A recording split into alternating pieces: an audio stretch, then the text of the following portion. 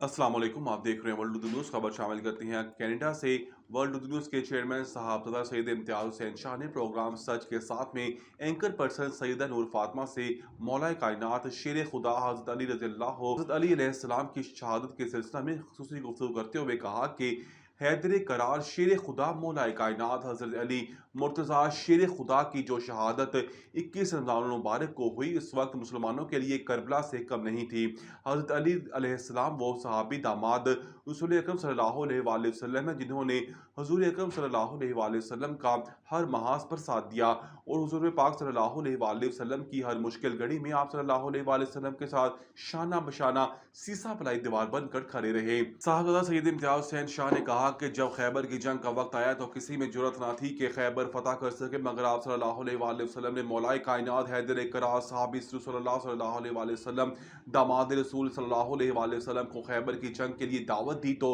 हज़रत अली शेर खुदा ने अपनी जुल्फ़कार लेकर खैबर की जंग में कूद पड़े और बहुत बड़े दीवार को एक ही वार में उनका काम तमाम कर दिया।